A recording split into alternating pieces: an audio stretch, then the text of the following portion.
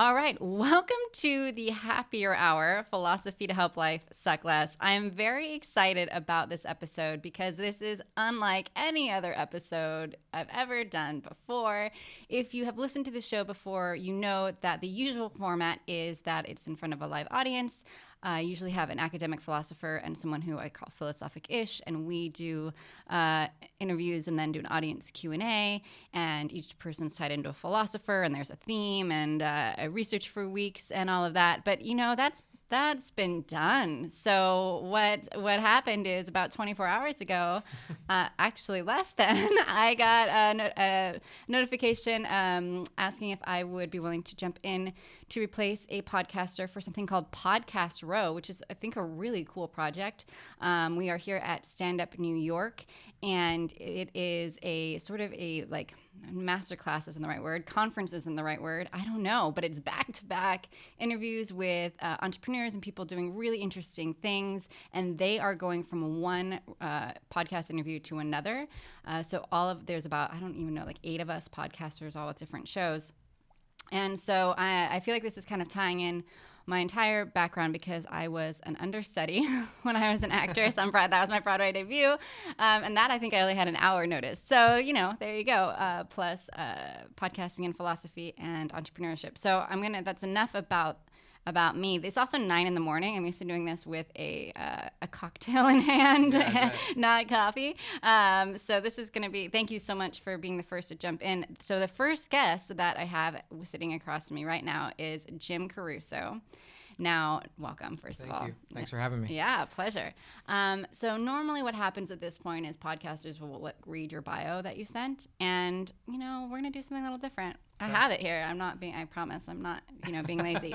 But one of the things that I actually was just emailing my newsletter list about was the importance or the commonality of having to answer the question, tell me about yourself.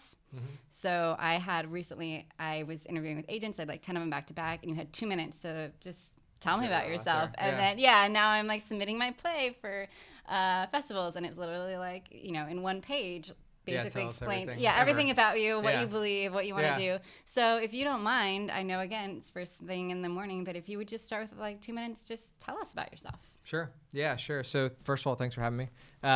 Loved just learning about your whole background in the podcast. It's fascinating.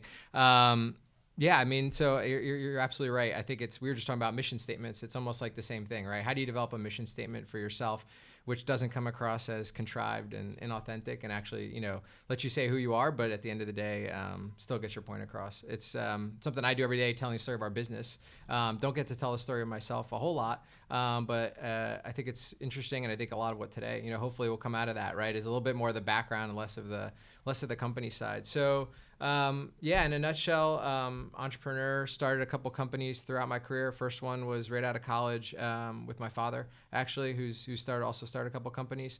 That's kind of, I think, where I got my taste and passion for doing that.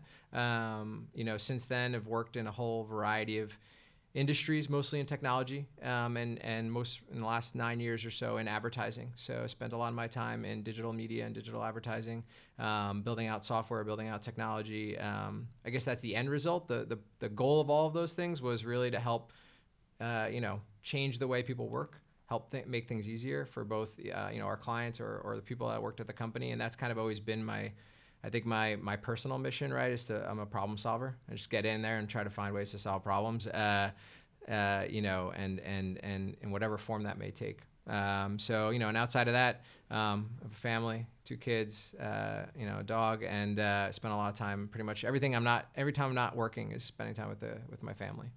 Well, thank you so much for that. And it's so interesting because you did the opposite of what so many people do, is just list their resume, essentially. And so I love that you didn't do that. Yeah. Thank you. I do that about 10 times a day. So I'm like, I'm done with it. So I was like, let me try something else. Yeah. I usually give that's my because we will shtick. definitely get to the specifics of what it is that you do.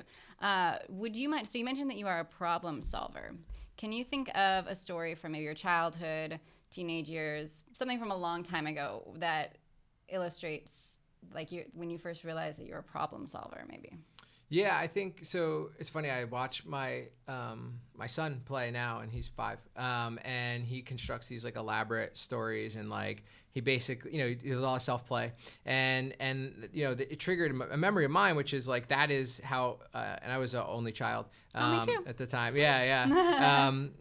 And so naturally spent a lot of time by myself, but and it kind of triggered in me the memories of doing all of these things where I would build out these kind of elaborate stories and work through them, right? And there'd be issues and conflicts, and you're like solving them, right? And you're storytelling, and I think that's kind of always been the right is this kind of weird thing of I don't consider myself an artist by any means. I can't write, I can't draw, I can't paint, I can't do any of that kind of stuff, right? But what I can do, I think, is use creativity as a means for solving problems, right? And as a means for connecting the dots. And I think that's the way I've always tapped into it, right? And it kind of always, I think, frustrated me in a way that I couldn't express myself creatively in terms of what you would, the arts and stuff like that. And so I found a way to do it kind of like through what I can do, right? Which is strategically and critically think about problems and analyze them and then try to figure out solutions, which is another, I think. I love so many things you said in there. So first of all, I often will go in and I work with companies and teach sort of L&D workshops with them, and one of my favorite ones is on creativity, and that's actually so much of the workshop is trying to convince people that creativity doesn't necessarily mean being an artist, and it really is about problem solving. So so thank you, perfect, done, check. Yeah. And then the other thing you said towards the end was you're talking about critical thinking. So philosophy technically is defined as a love of wisdom. I don't know what you're supposed to really do with that, but one of the things that I like to think of it as is it's critical thinking, sort of motivated by curiosity or fueled by curiosity. Mm-hmm. And so I do see, absolutely, critical thinking as something that is very creative and necessary. We need it. So part of the reason why this podcast even exists is because sort of the critical thinking was being relegated to just academia, and a lot of the self-help, while there's some great self-help, a lot of it is like really says who, like you have to wake up at 4 says who, you have to put like butter in your coffee, it's says a formula, who. right? Exactly. And that's what and I get it, like we all want like the 10 steps too, but it's not the most sustainable way to make real change in your lives. I'm with you. I've read, it's not a quote from an exact book, but an amalgamation of all the advice I've read from all entrepreneurs, and you try to seek out that stuff as you're trying to do this yourself is just that, is like, there's no formula for actually how to navigate stuff, right? There's formulas for if you do these 10 things, but that ends up getting thrown out of the window really quickly. So, that piece of advice I find, resonates with me more than anything, which is like, there's no playbook, right? It's about how you actually navigate the world. And that's the best you could do is take directional stuff from people. But yeah, I'm totally with you. Well, because, we live in a time where everything's changing so fast. So technology, my phone is actually beeping. And so I'm actually going to I'm just going to see this phone. It is going in. Boom. There. That's how I feel about technology. And so it's about mastering the skills, and then you can apply them to like the actual, what they call like soft skills, and you can apply it to anything. Yeah. But I do want to get very specific, a little more specific into what you do, because I was really fascinated. Obviously, I was given the link to your website to Apollo, which is the name of your business. Yeah, Apollo program. Yeah. Can you tell people a little bit about what it is?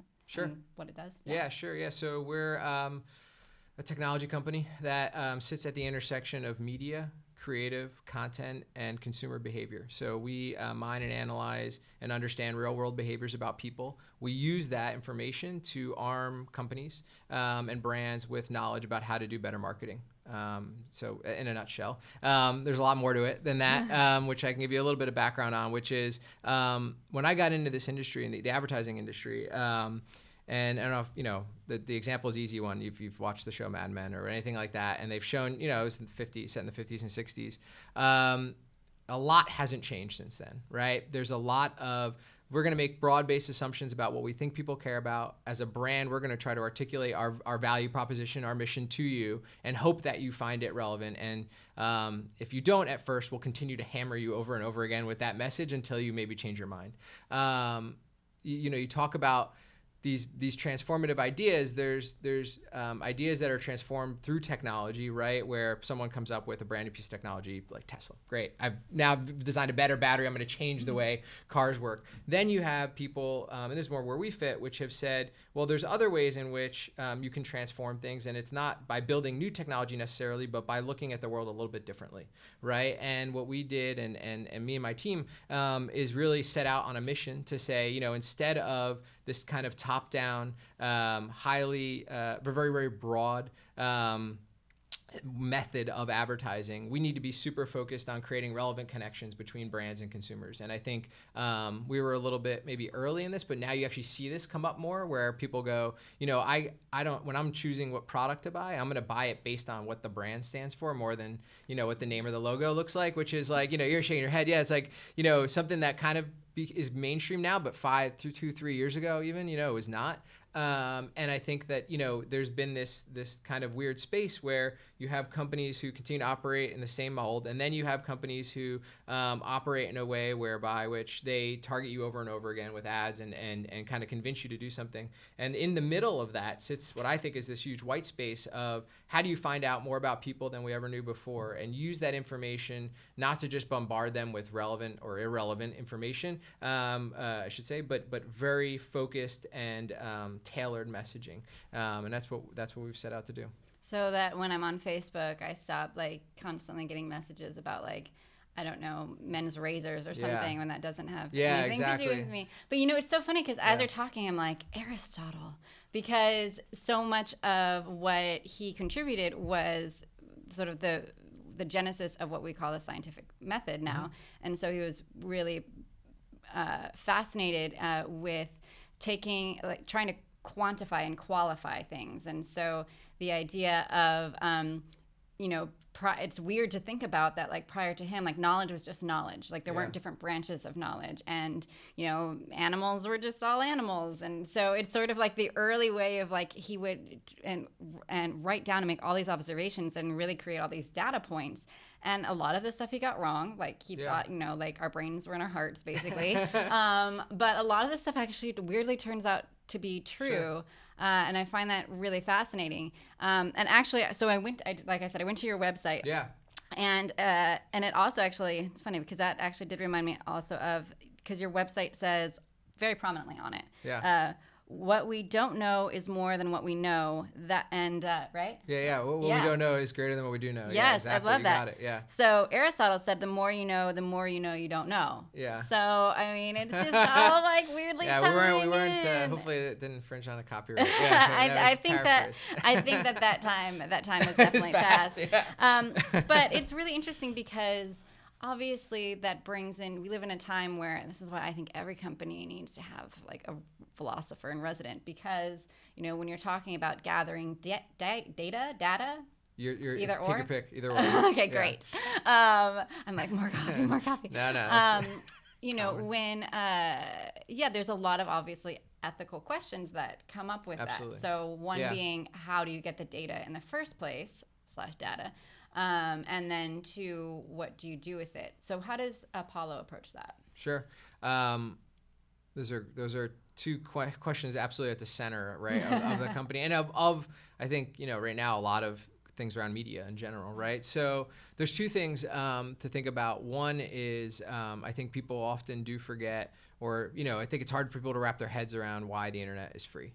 Right, and they just kind of gloss over the fact that it's because of advertising, right? And advertising's been around a long time, and what makes it's in my mind maybe a little biased, but what makes the world go round in a lot of ways, right? You think about media, why content is created.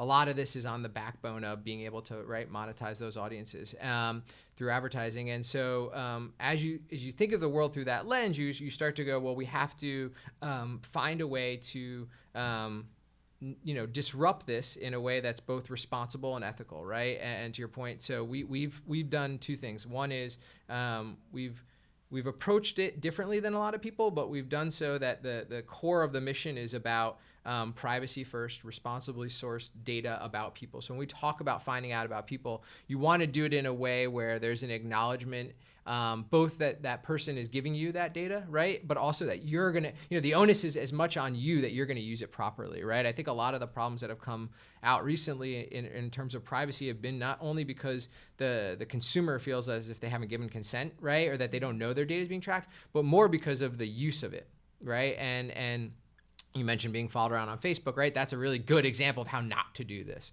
right? Or the guys. It doesn't matter. There's a lot of companies that were doing this, obviously, in the last presidential election, stuff like that, right? There's lots of examples of how to do this wrong, and I think at the end of the day, it's having a moral compass, right? Both for yourself and for the company that says you're going to do things right. I think it starts with that. The second is that we do it a bit different. So a lot of the data that's collected out there and used to, as you mentioned, target ads, right? I'm going to find out about you and I'm going to target an advertisement against your behaviors, right? Because I think that you're interested in this. And we don't touch any of that. We don't do any of that. What we do is collect data anonymously. So we never collect data that ties to anyone's identity in any way. Oh, interesting. Yeah, that's kind of, there's 3 principles. I'll lay it out. Yeah. Yeah, So tell me. the first is fidelity of the data, meaning that if I'm going to go into a company and make a recommendation, I have to feel confident about that recommendation. I have to feel as though we've collected data that actually tells a meaningful story, and that was done and sourced properly, and also sourced at a pretty granular level. So we collect data, at a very individual level. The second is, the purity of the data, right? So I mentioned we're not ingesting or taking in data that relates to your name or phone, anything that can identify you. We're also not doing anything at an individual level in terms of presentation. So we collect a lot of data about a lot of people, but then we're aggregating that information, right? So that it's not like, hey, these 5 people over here, here's what they're doing, right? You're looking at broad swaths of behaviors to understand people better. And then the third is speed. So, this stuff changes. You mentioned before, technology, media changing really, really fast. We need to be able to adapt to those changes. So whether it be looking for different sources of data or looking at, the data through a different lens, we want to make sure that we're always kind of staying at the forefront of it. So fascinating, because like you said, there's multiple parts to it, and the last part being to actually create a story out of the data that you find, so that it can actually make sense to. Most people take data that lives out there and in advertising anyway, and digital marketing, and they're trying to do the A to B, right? We found out this, we're going to do this, and that's how you end up with, you did this, now you're getting targeted with a pair of shoes, and it's A to B, A to B. It's easy, it's lucrative, or it has been for a long time, but it also erodes a lot of, I think, consumer trust. I think it erodes your experience, the user experience, because it's kind of a rush to push out as much as possible. So when you step back from that, you start to go, well, no, I'm going to take A and B and figure out how to get to C and to D. And that endpoint is actually going to be far more useful in informing everything I do, as opposed to just a transactional nature of it. Well, also, it's really interesting because it sort of reminds me of how, like, philosophy for hundreds and hundreds of years assumed that people were rational, and so it was like basing how to be an ethical good person on the fact that we were saying that we're rational. And David Hume comes to mind because he's who I think of. I did an episode sort of highlighting him, and about he was kind of one of the first ones to at least make popular this idea that actually reason is the slave to passions. Actually, we are very much run by emotions. We are not actually rational people. And so the way to sort of pass along ethics is via storytelling. And so we're seeing that more and more. It's interesting because I have a lot of friends that are they would say that they are entrepreneurs and they're very successful, but really when you look at it, they are marketers. They are doing the exact same thing. The copy and the content is very similar to what you would see on. Oh, hi, we have a oh my gosh, it's James Altucher's daughter. Hi. Welcome, come on in. If you're listening and you can't see anything what's happening, it's very exciting. So what was I saying? Oh yeah, a lot of it is really it's the same formula that's been used over and over again. It's just that now the technology has changed, so it's being used in a different way. I totally agree. And the example you mentioned is exactly right. So it's arming people with those stories, and I think the reason a lot of this hasn't happened before is because people lacked the confidence, if you will, right, to build those stories. They don't know much about people. I'll give you the example again, is like, you'd be surprised, but a lot of stuff is still, let's put 10 people in a room, hold a focus group, see what they have to say, and then let's go market to 100 million people based on the opinions of 10 people. You know, not a bad thing 50 years ago. Doesn't make sense today, right? All of those things that people are doing, to your point about emotionally driven, right? It's not, hey, just because I need this, now I get an ad, great, I'm going to, you know, it is an emotional decision. And to tap into emotions, you have to understand people, right? You have to understand what they're doing, where they're spending their time, what they're interested in, what's going to tap into that, that kind of, you know, place within them outside of the functional side. Well, and there are trends. I mean, and there are like things change. Society changes the way that, you know, the sort of like zeitgeist of almost any, whether it's fashion or whether it's food or whether it's technology, it changes as well. And so even though I think a lot of us like to think that we are, you know, human nature fundamentally doesn't change, the more that I study, the more that I'm like, yeah, I mean, we used to think, you know, certain groups are superior to other groups. We used to think like, you know, who was it that said, actually, this might have also been Aristotle who believed that, I think it was, that women, the reason why women didn't go bald was because they were more like children. Like that was his theory, you know? So like, you know, things change. And also 10 people, it's so interesting because if you took 10 people, you know, the 10 guests that are here versus like 10 people, you know, living, I don't know, in like Wyoming right now, like it's going to be so different. Yeah, and I think people have a tendency to downplay those biases, right? Or to explain them away, right? So to your point, like, you know, that what he thought in a bubble, you know, in his world that may have made perfect sense, right? And I think people forget that we all operate in a very similar manner, even if we're not cognizant of it or aware of it. You know, that's what drives a lot of, you know, not bad decisions, but, you know, things that could go way off base, right? Or have a lot of unintended kind of consequence. Well, that's, I mean, again, that's why like I'm so like passionate about philosophy, and that I think your company is actually, I love the way that you're talking because you